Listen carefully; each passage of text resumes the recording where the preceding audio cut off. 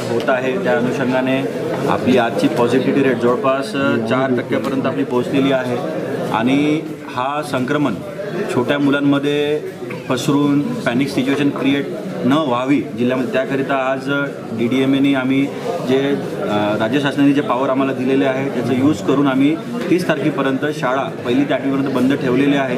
हे ठेवण्यामागचं फक्त एकच कारण असं होतं की जर हा कोरोना जे ओमायक्रॉन व्हायरसचं जे पॅटर्न आहे तो क्लस्टरमध्ये अटॅक करतो आणि शाळेमध्ये एका ठिकाणी मुलं छोटे असतात त्यांचं आणि या ओमायक्रॉन व्हायरसचा कसा बिहेव करेल हे पण क्लॅरिटी नसल्यामुळे आपण प्रिकॉशनरी म्हणून 1ली ते 8वीपर्यंत शाळा 30 तारखेपर्यंत बंद ठेवलेल्या आहे आणि याच्यामध्ये ऑनलाईन पद्धतीने त्या 1ली ते 8वीपर्यंत सुरू राहील आणि पुढच्या 4-5 दिवसामध्ये आपल्या जिल्ह्यामध्ये केसेसचं संख्या आणि त्याची सिव्हिरिटी, किती लोक ॲडमिट होतात, किती लोक होम क्वारंटाईनमध्ये राहणार हे बघून ॲनालिसिस करून आम्ही डिस्ट्रिक्ट ऑथॉरिटी आम्ही मॅनेजमेंट ऑथॉरिटी आम्ही बसून पुढच्या 10 दिवसांचा काय निर्णय होईल ते आम्ही त्याच्यावर चर्चा विमर्श करून आणि निर्णय घेऊ। सध्यापर्यंत 30 तारखेपर्यंत आपल्या या 1ली ते 8वीपर्यंत शाळा बंद राहील। सर, राज्य शासनाने काल 15 फेब्रुवारीपर्यंत कॉलेजेस बंद असल्याचं सांगितलं, तर आपल्याकडे काय परिस्थिती नाही, याच्यामध्ये 2 दिवसा अगोदरच आमची याच्यामध्ये VC झालेली आहे। त्याच्यामध्ये चर्चा झाली होती की युनिव्हर्सिटी आणि जे हायर टेक्निकलचे कॉलेज आहे त्याच्यामध्ये काय करावं। तर सगळ्या जिल्हाधिकारी आणि माननीय मंत्री महोदय सेक्रेटरी महोदय म्हणणं होतं की